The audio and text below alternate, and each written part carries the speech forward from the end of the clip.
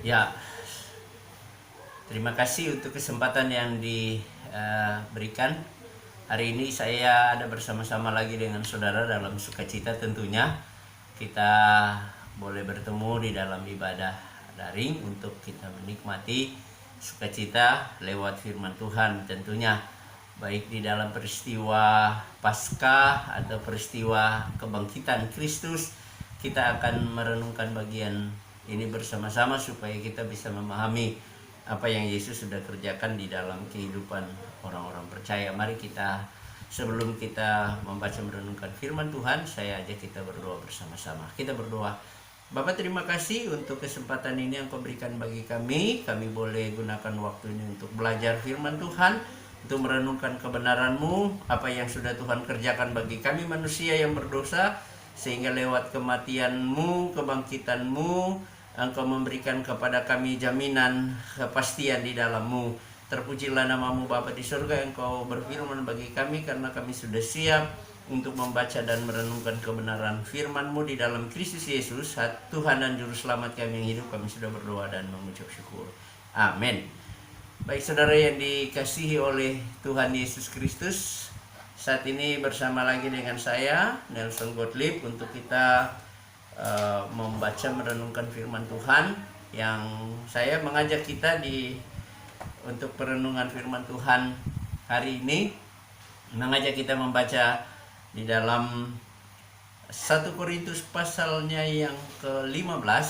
Saya ajak kita membaca 1 Korintus 15 ayat 3 dan ayatnya yang ke-4, dan kita akan meneruskan dengan ayat-ayat yang lain.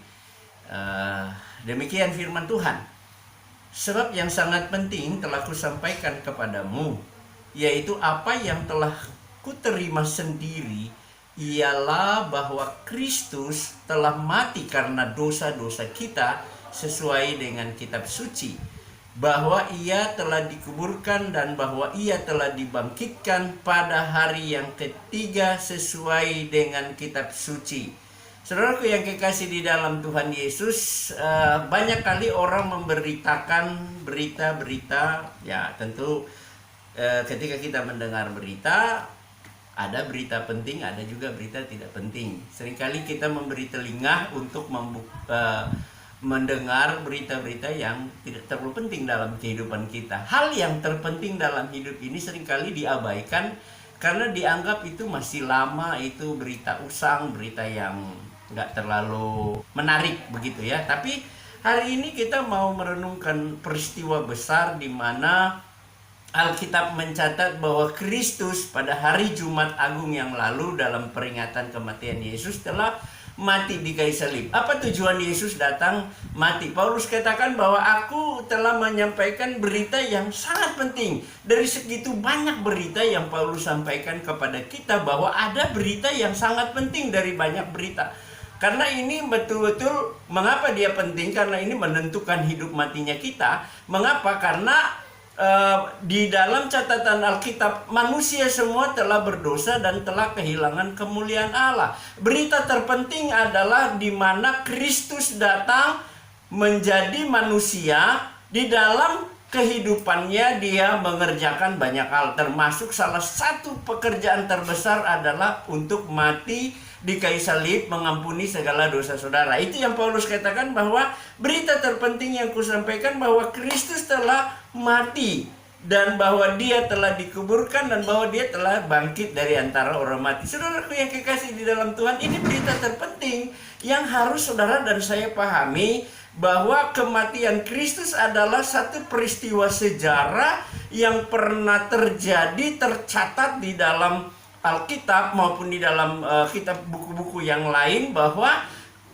Allah datang menjadi manusia di dalam diri Yesus Kristus untuk tujuannya satu adalah mati bagi dosa saudara. Mengapa Yesus harus datang untuk mati, untuk mengampuni dosa saudara dan saya? Karena persoalan terbesar kita di dunia ini adalah bahwa seluruh manusia telah terjatuh di dalam dosa. Kalau hari-hari ini orang terlalu dihebohkan, disibukkan dengan persoalan corona, bahwa corona ini adalah salah satu virus yang cukup berbahaya karena dia berkembangnya terlalu cepat, pesat, sehingga seluruh dunia sedang terjangkit atau sedang terpapar oleh corona ini, sehingga menghebohkan seluruh dunia dengan peristiwa corona. Saudara sadar atau tidak sadar, banyak orang, bahkan kita semua bahkan tidak sadar bahwa ada satu virus yang mematikan, yang berbahaya, yang itu sudah terjadi sejak manusia pertama, sehingga sampai hari ini orang ini sedang terpapar dengan virus ini, tetapi tidak merasa bahwa kita berdosa. Saudara yang dikasih di dalam Tuhan, mari kita lihat apa yang dikatakan oleh Alkitab. Saya mengajak saudara dan saya untuk melihat firman Tuhan bahwa ada satu virus yang sangat berbahaya, yang sebenarnya sedang mengancam kehidupan kita, tapi kita anggap itu hal yang biasa, pura-pura tidak tahu lah, kira-kira seperti itu ya. Saya mengajak kita untuk membaca di dalam Roma pasalnya yang ke-5, ayatnya yang ke-12. Di sana dikatakan begini, Roma 5 ayat 12. Sebab itu sama seperti dosa telah masuk ke dalam dunia oleh satu orang, dan oleh dosa itu juga maut. Demikianlah maut itu telah menjalar kepada semua orang, karena semua orang telah berbuat dosa. Saudaraku yang kekasih di dalam Tuhan Yesus Kristus, ini hal yang sangat tanpa kita sadari, ini sedang menjangkit semua orang. Jadi Alkitab mencatat bahwa ada satu virus yang sangat berbahaya sekali. Kalau virus corona hanya bisa dapat membunuh saudara secara jasmani, tetapi virus dosa itu membunuh kita secara jasmani maupun rohani. Bahwa secara jasmani kita akan mati, dan secara rohani kita akan dihukum di lautan api neraka. Saudara, terkadang hal ini menjadi hal yang sepele, tidak menjadi sesuatu yang penting, sehingga hari ini saya mau mengajak kita untuk melihat hal penting yang Paulus sampaikan kepada kita, supaya kita memahami bahwa sadar atau tidak sadar, saudara dan saya sedang terpapar dengan yang namanya virus dosa. Dan virus dosa ini dimulai dari satu orang, yaitu oleh satu orang pertama, Adam. Dia jatuh di dalam dosa, dan dosa itu maut, dan maut itu sedang menjalar kepada semua orang karena semua orang telah berbuat dosa. Penegasannya lagi di dalam Roma pasal 3 ayat 23 bahwa semua orang telah berbuat dosa dan telah kehilangan kemuliaan Allah. Roma pasal 6 ayat 23a bilang sebab upah dosa ialah maut. Saudara, inilah kondisi kita, inilah keadaan kita, inilah kenyataannya yang saudara dan saya harus pahami, sadari bahwa kalau virus corona sekali lagi hanya bisa membunuh, mematikan secara jasmani, tapi virus dosa itu mematikan jasmani maupun rohani. Sehingga ketika Anda tidak menyadari hal ini, Anda sedang berada di dalam situasi yang sangat berbahaya. Makanya itu Paulus bilang hal yang sangat penting telah kusampaikan kepadamu. Apa? Bahwa Kristus datang menjadi manusia, dia telah mati di kayu salib. Saudaraku yang kekasih, untuk menebus saudara dan saya. Dan saya mau katakan bahwa untuk menebus kita, bahwa Yesus harus mengorbankan nyawanya, memberi nyawanya untuk menjadi tebusan bagi saudara saya. Saudaraku yang kekasih, kalau kita lihat virus, banyak virus ya, virus apapun itu, ada obatnya. Sampai hari ini banyak negara sudah menemukan obat, tapi belum paten gitu, belum jadi paten. Biasanya obat yang paten itu dikeluarkan oleh WHO supaya itu bisa digunakan di seluruh dunia, itu ada standar dunianya. Nah, sampai hari ini belum ada orang yang menemukan obat virus itu atau vaksin virus ini. Tapi satu hari pasti akan ada ketemu. Saya mau kasih tahu bahwa virus dosa itu tidak ada vaksinnya, tidak ada obatnya yang ditemukan oleh manusia.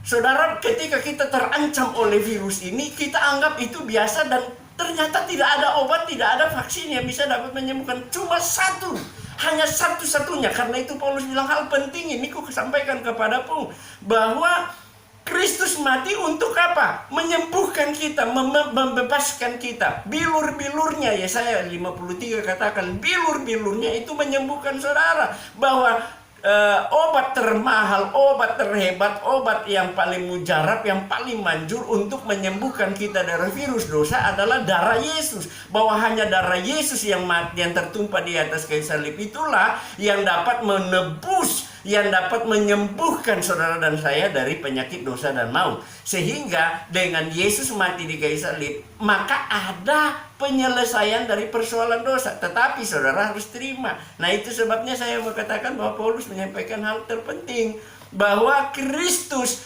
datang, dia mati di kayu salib tujuannya, ya. Dengan kematiannya apa yang terjadi di atas kayu salib itu banyak kali menjadi ejekan banyak orang. Orang mengejeklah bahwa dia di kayu salib, dia tidak berdaya lah dia. Tapi saudaraku yang kekasih, sehebat apa Anda mengejek dia, dia tetap mengasihimu. Karena dia mengasihi saudara dan saya, maka dia rela melepaskan haknya sebagai Allah. Itu dicatat di dalam Filipi pasal 2, ya, ayat 7-8, bahwa dia melepaskan haknya, merendahkan diri, mengosongkan diri, bahkan merendahkan diri. Dia taat sampai mati di atas kayu salib. Untuk apa? Untuk saudara dan saya yang sedang terpapar dalam yang namanya virus dosa, yang akan membawa kita kepada kematian untuk selama-lamanya. Tetapi hari ini ketika Anda mau percaya, Anda mau menerima Yesus sebagai juru selamat, Anda akan diselamatkan. Saudaraku yang kekasih di dalam Tuhan, Alkitab memberi kepada kita jaminan. Kematian dan kebangkitan Kristus memberikan jaminan. Jadi Yesus datang ke dunia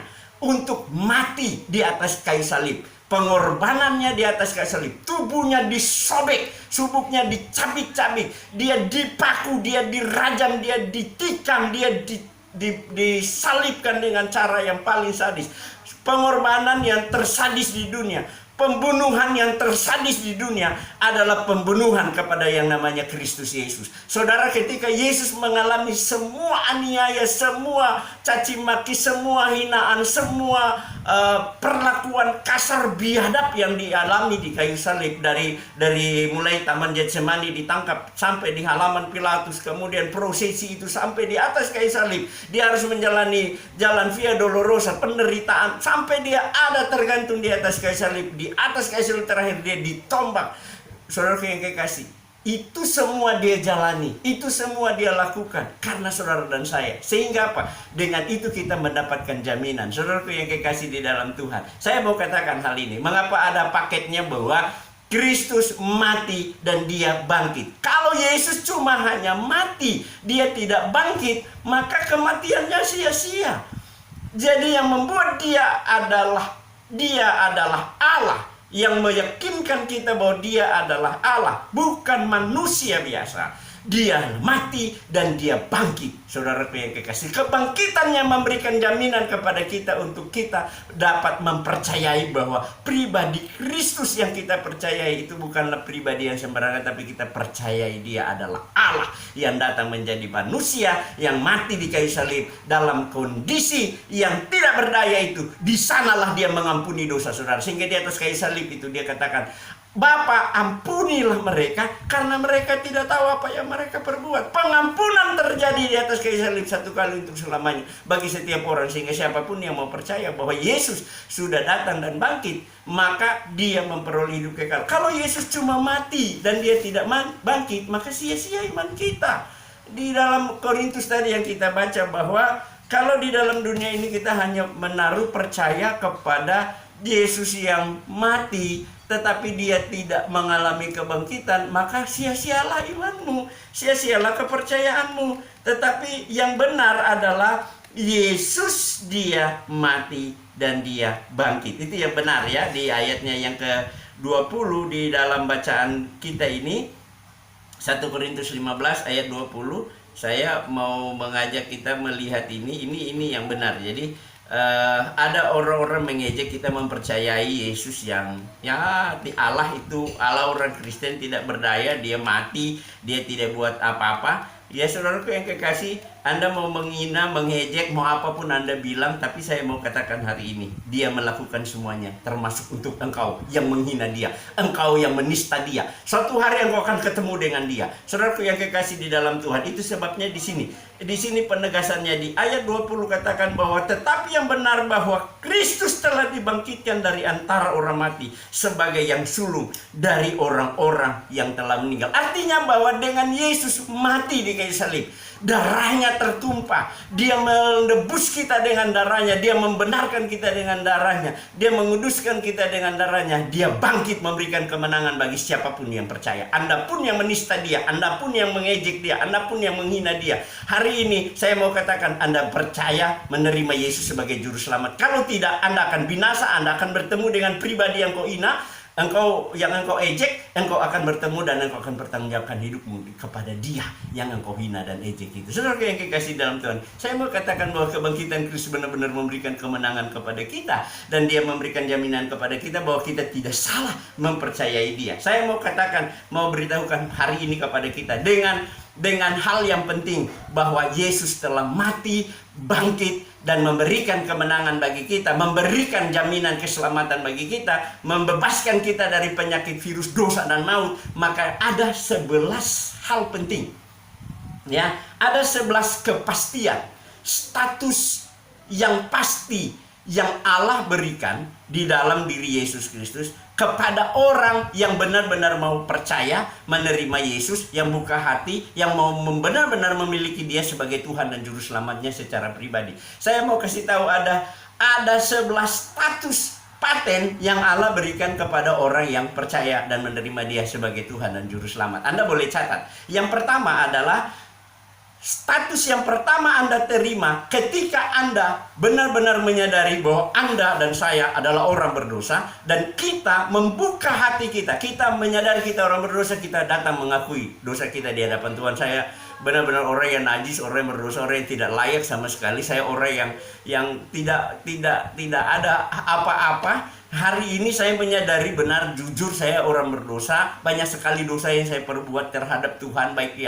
yang kelihatan maupun yang tak kelihatan. Tapi saya percaya bahwa seluruh dosa saya itu sudah diampuni, itu sudah dikuduskan, itu sudah ditebus oleh darahnya Yesus di atas kayu salib. Sehingga hari ini saya mau benar-benar percaya, dan saya mohon Tuhan hadir dalam hidup saya, buka hati saya menerima Yesus di dalam hidup saya, dalam hati saya sebagai Tuhan dan Juru Selamat saya pribadi. Saudara, ketika Anda berdoa menerima Yesus sebagai Juru Selamat seperti itu, maka saya mau kasih tahu ada 11 jaminan status saudara akan Anda dapatkan di dalam Kristus Yesus. Yang pertama adalah, pada saat Anda terima Yesus, Anda buka hati, Anda percaya Yesus yang sudah mati dan bangkit bagi dosamu, maka yang pertama Anda terima adalah Anda sudah ditebus. Anda telah ditebus dari dosa dan maut, satu kali untuk selama-lamanya. Firman Tuhan di dalam Roma pasal 3, ya, Anda boleh catat ya. Saya tidak mau baca lagi ayat-ayat ini, tapi ini menjadi referensi bagi saudara di rumah untuk membaca ayat-ayat ini. Bahwa ketika Anda buka hati, Anda terima Yesus sebagai Tuhan dan Juru Selamat Anda pribadi, yang Anda terima dari Allah melalui Yesus Kristus, yaitu adalah saudara sudah atau saudara telah ditebus satu kali untuk selama-lamanya oleh darah Yesus Kristus. Roma pasal 3 ayat 24. Matius pasalnya yang ke-20 ayat 28. Kemudian di dalam Markus 10 ayat 45 dan 1 Timotius 2 ayat 6, dan yang ayat terakhir adalah 1 Petrus 1 ayat 8. Anda boleh catat ini, dan Anda silakan baca di rumah apa jaminan penebusan yang Anda terima ketika Anda percaya dan menerima Yesus sebagai Juru Selamat pribadi saudara. Yang kedua, hal yang kedua yang Anda akan terima sebagai jaminan paten yang Allah berikan kepada Anda, yaitu Anda sudah diampuni oleh darah Yesus Kristus. Itu dia. Jadi kuasa kematian dan kebangkitan itu akan memberikan jaminan-jaminan ini kepada Anda, bahwa pada saat Anda menerima Yesus sebagai Juru Selamat Anda pribadi, Anda sudah menerima pengampunan dari Allah. Roma pasal 4 ayat 7. Baca, catat ya. Roma 4 ayat 7. Kemudian 1 Petrus 2 ayatnya yang ke-24. Kolose 1 ayat 13 dan ayat 14, dan Kolose 1 ayatnya yang ke-13 dan 14, dan Kolose 2 ayat 13 dan ayat 14. Ini ayat-ayat yang memberi jaminan kepada saudara. Saya tidak mau memberi cuma sekedar ya. Jadi ini jaminan bahwa saudara diampuni oleh darah Yesus satu kali untuk selama-lamanya, dengan ayat-ayat yang saya sudah sampaikan tadi. Yang ketiga yang menjadi jaminan yang akan Anda dapatkan dari kematian dan kebangkitan Kristus, ya, pengorbanan Kristus di kayu salib, yaitu Anda sudah dibenarkan oleh darah Yesus juga. Jadi saudara lihat, semua kita dibenarkan di dalam Kristus oleh darah Yesus. Roma pasal 3 ayat 24, Roma 4 ayat 6, Roma 5 ayat 9 dan ayat 10, dan 2 Korintus Roma 5 ayat 9, Roma 10 ayat 10, dan 2 Korintus 5 ayat 21. Di 2 Korintus 5 ayat 21, dia yang tidak mengenal dosa dibuatnya menjadi berdosa karena kita, supaya oleh dia kita dibenarkan oleh Allah. Saudara yang kekasih, itu jaminannya. Jadi begitu saudara terima Yesus sebagai juru selamat secara pribadi, saudara akan mendapatkan jaminan dibenarkan. Ya, hal yang keempat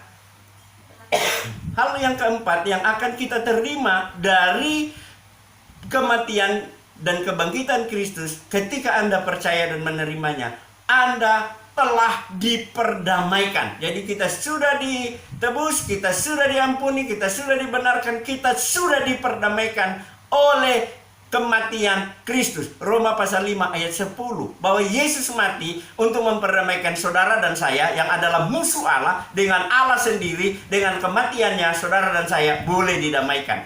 Roma pasal 5 ayatnya yang ke-10 dan 1 Korintus pasalnya yang Korintus 1 ayatnya yang ke-22, di sana memberikan jaminan kepada kita bahwa ketika kita percaya, kita sudah diperdamaikan oleh kematian anaknya Yesus Kristus, sehingga kita memberi diri kita untuk didamaikan dengan Allah. Yang kelima, hal jaminan yang kelima yang akan saudara dan saya terima pada saat kita menerima Yesus sebagai juru selamat pribadi, yaitu saudara dan saya sudah dimerdekakan dari dosa dan maut. Roma pasal 6 ayatnya yang ke-18 dan Roma pasal 8 ayatnya yang kedua. Itu ayat-ayat yang memberi jaminan kepada kita bahwa pada saat kita terima Yesus, kita sudah dimerdekakan dari dosa dan maut. Kemudian hal yang keenam yang akan saudara dapatkan sebagai jaminan paten dalam kehidupan saudara adalah bahwa saudara diberi jaminan pasti diselamatkan atau pasti memiliki hidup kekal di surga. Itu pasti yang Tuhan berikan kepada saudara dan saya. Anda baca di dalam Yohanes pasal 10 ayat 28, di sana dia bilang, dan aku memberikan hidup yang kekal kepada mereka, dan mereka pasti tidak akan binasa sampai selama-lamanya, dan seorang pun tidak akan merebut mereka dari tanganku.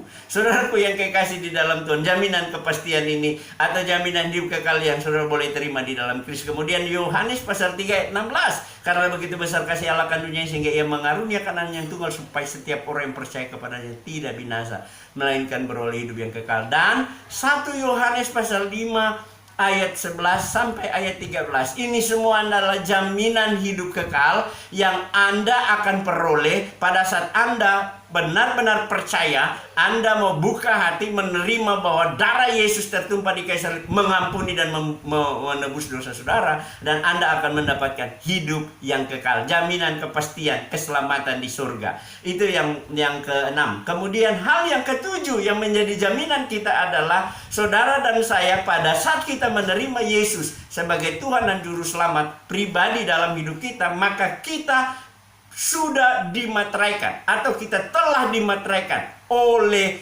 Allah menjadi anak-anak Allah. Wow, luar biasa banget ini ya. Jadi kita dimateraikan. Jadi inilah jaminan, saudara. Sesuatu yang menjadi jaminan dalam hidup kita. Kalau Anda tidak punya materai, maka Anda tidak bisa dapat menyatakan Anda punya sesuatu yang menjadi hak milik.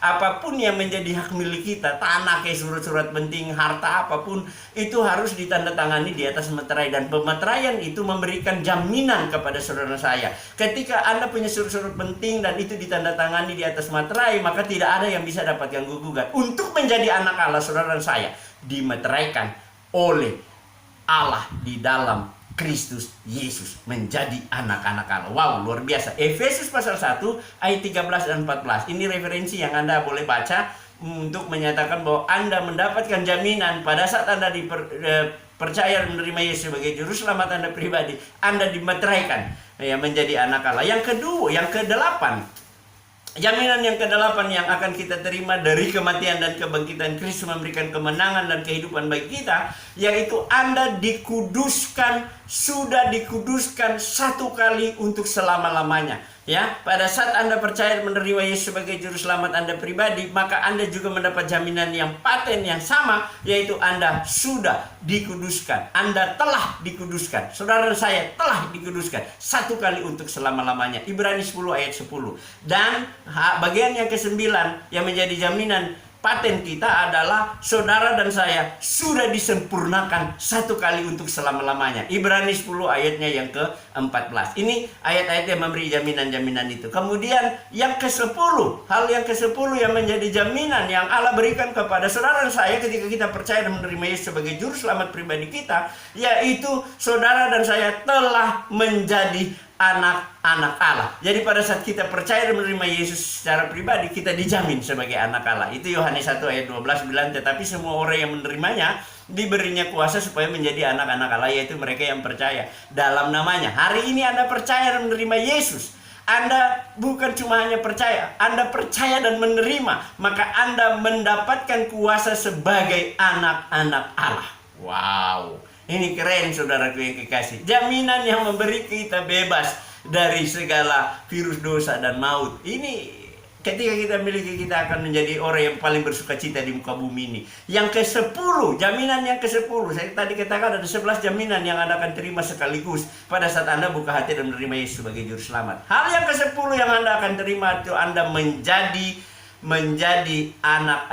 tadi sudah ya, menjadi anak-anak Allah. Yang ke-11 adalah kita memiliki kewargaan negaraan di surga. Wow, saya punya 2 warga negara. Saya warga negara Republik Indonesia karena saya terlahir di Indonesia. Tapi ketika saya mati, saya mendapat jaminan ketika saya percaya Yesus sebagai Tuhan dan Juru Selamat saya pribadi. Saya meninggalkan dunia ini, saya akan pulang ke warga negara saya yang asli yang Tuhan berikan kepada saya, itu surga. Hanya ada 2 kewarganegaraan setelah kita tinggalkan dunia ini. Saudara, kalau Anda mati karena virus corona, Anda tidak menerima pengampunan, Anda tidak menerima penebusan, Anda tidak menerima dibenarkan pembenaran, Anda tidak menerima, Anda didamaikan, Anda tidak menerima bahwa Anda sudah dimerdekakan, Anda tidak menerima bahwa Anda sudah diberi jaminan kepastian keselamatan, Anda tidak menerima bahwa Anda telah dimeteraikan, Anda tidak menerima bahwa Anda telah dikuduskan, Anda tidak menerima bahwa Anda telah disempurnakan, Anda tidak menerima bahwa Anda telah menjadi anak Allah,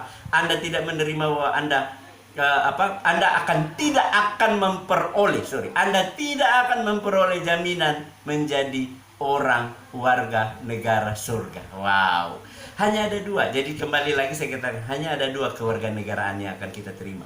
Kalau Anda bukan menjadi warga negara surga, Anda warga negara neraka. Itu pasti. Secara rohani kita hanya punya 2 tempat setelah kita meninggal dunia. Di dunia ini kita punya tempat yang sama. Kalau saya di Indonesia, saya orang Indonesia, saat ini saya ada di Makassar, saya meninggal, saya akan pulang ke surga.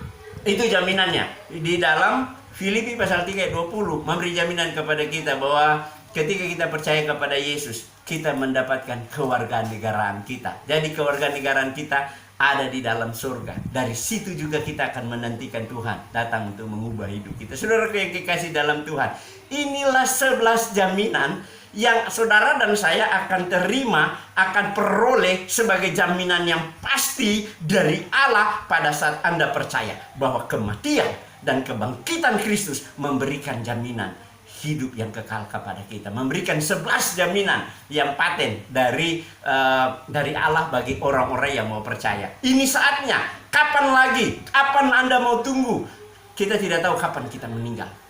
Saudara dan saya tidak tahu kapan waktunya kita akan tinggalkan dunia ini.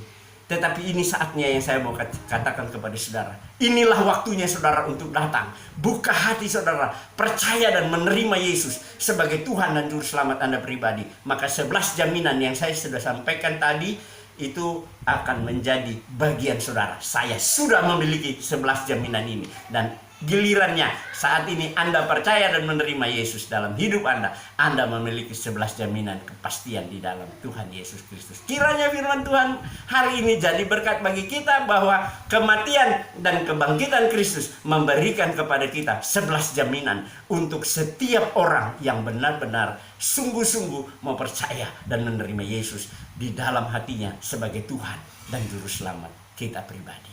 Mari, kesempatan ini tidak akan datang dua kali. Anda terima hari ini juga Anda mendapatkan 11 jaminan kepastian keselamatan dari kematian dan kebangkitan Kristus yang memberi kemenangan bagi kita semua. Tuhan Yesus dimuliakan dan kiranya kita semua diberkati oleh kebenaran firman Tuhan hari ini.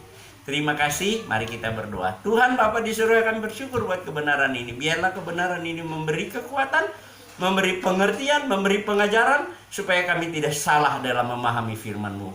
Terima kasih Tuhan, beri roh hikmat bagi kami, untuk kami lebih memahami lebih dalam lagi akan kebenaran-kebenaran firman-Mu. Untuk waktu-waktu yang akan datang, Tuhan berkati supaya kami belajar lebih lagi. Di dalam nama Yesus kami berdoa dan bersyukur. Amin. Tuhan Yesus dimuliakan. Saudara dan saya pasti diberkati. Amin.